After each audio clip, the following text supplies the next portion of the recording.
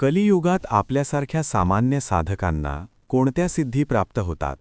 मागील भागात सिद्धींचे रहस्यमध्ये आपण सिद्धींबद्दल जाणून घेतले, तर आता पाहूया कलियुगात सामान्य साधकांना कोणत्या सिद्धी प्राप्त होतात.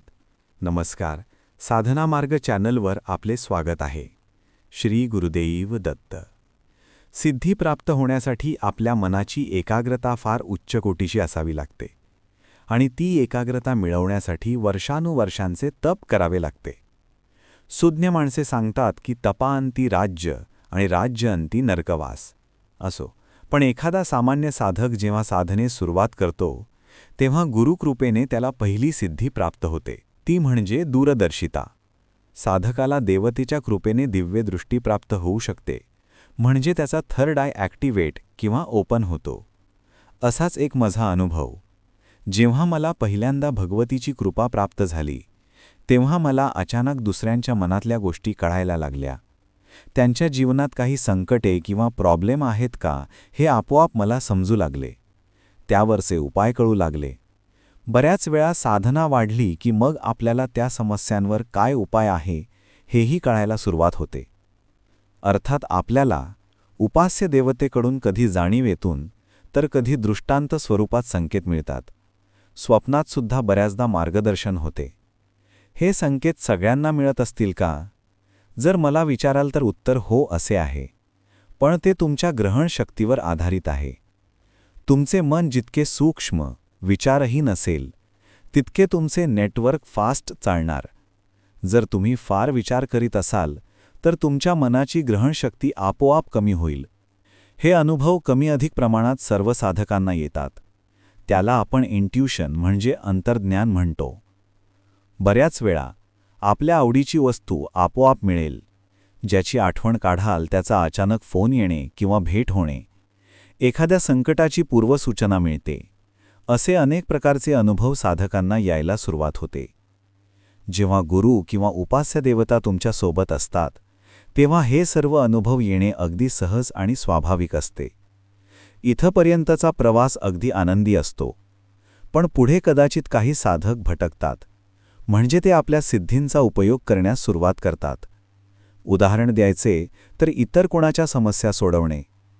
दुसऱ्यांच्या समस्या सोडवण्यात काहीच हरकत नाही, पण आधी आपण पूर्ण तयार झालो आहोत का याची खात्री करून घ्या.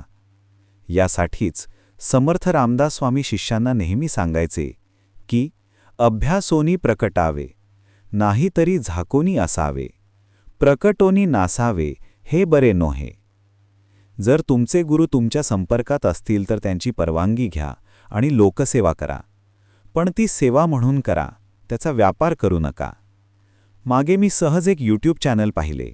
त्यात एक ताई म्हणत होत्या की स्वामी समर्थ महाराज मला सूचना देतात, इतरांबद्दल सांगतात, आदेश देतात. असं सांगून त्या लोकांना मार्गदर्शन करत होत्या. इथपर्यंत ठीक आहे, पण त्यासाठी पैसे चार्ज करत होत्या. माझं असं म्हणणं आहे की स्वामींच्या नावावर कोणीही कृपया व्यापार करू नका, नाहीतर आपली सुंदराबाई होण्यास वेळ लागणार नाही. स्वामींना व्यवहार आणि उपाधी प्रिय नाही.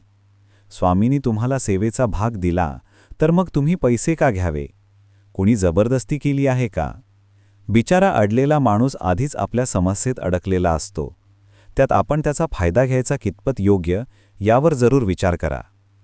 कृपया कन्सल्टन्सी किंवा अपॉइंटमेंटच्या नावावर पैसे घेऊ नका, ही नम्र विनंती. तुमच्याकडे काही कौशल्य असेल तर त्याचे पैसे घ्या. उदाहरण द्यायचे तर ज्योतिषशास्त्र इत्यादी. पण जर तुम्ही सिद्धीचा वापर करून पैसे कमवायचे ठरवलेच असेल तर कृपया त्याला कुठल्याही संताचे नाव देऊ नका, कारण हे संत फार उच्च कोटीच्या अवस्थेला पोहोचलेले वैराग्यमूर्ती आहेत. त्यांना आपल्यासारख्यांच्या पैशाची काही गरज नाही. मी स्वतः आई भगवतीला स्मरून सांगतो, आजपर्यंत भगवतीच्या कृपेने असंख्य लोकांची कामं माझ्या हातून झाली असतील, पण कोणी कधीही सांगेल त्यांच्याकडून कधी एक दमडी घेतली का? सगळा खर्च माझाच. प्रवास भाडे ते चहापर्यंत हीच खरी स्वामी सेवा. जेव्हा तुम्ही सेवाभाव ठेवून दुसऱ्याला मदत करता तेव्हा तुमचं प्रापंचिक व प्राक्तन कर्म झपाट्याने जळायला सुरुवात होते. बऱ्याचदा अनेक जन्माचं काम एका जन्माच्या सेवेने पूर्ण होतं. निस्वार्थ सेवा तुमचे कोणत्या जन्माचे पाप कर्म जाळून खाक करेल हे सांगता येत नाही. अध्यात्मात सेवेला फार महत्त्व आहे. सेवेने तुमची साधना अधिक उत्तम होईल. सेवेने तुमच्यात नम्रता येईल. माझा खास अनुभव, जसं मी आधी सुरुवातीला म्हटले, जेव्हा मला भगवतीची कृपा प्राप्त झाली तेव्हा माझा थर्ड आय सुद्धा ओपन झाला. तेव्हा मला सूक्ष्म जगातील अनेक गोष्टी दिसायला सुरुवात झाली.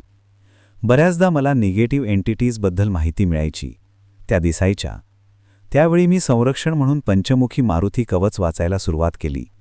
म्हणून या गोष्टी दिसल्या तरी माझ्यावर त्यांचा काही परिणाम होत नसे. बाकी आपण सगळे सुज्ञ आहोत. साधना करा, आनंदात राहा. तुम्हालाही असे काही अनुभव आले असतील तर ईमेल किंवा कमेंट्सच्या माध्यमातून नक्की कळवा. श्री गुरुदेव दत्त. जय Shankar. Shri Swami Samarth.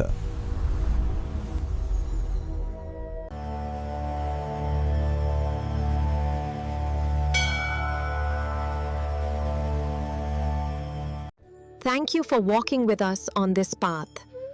Don't forget to like, share, and subscribe to Sadhana Marg.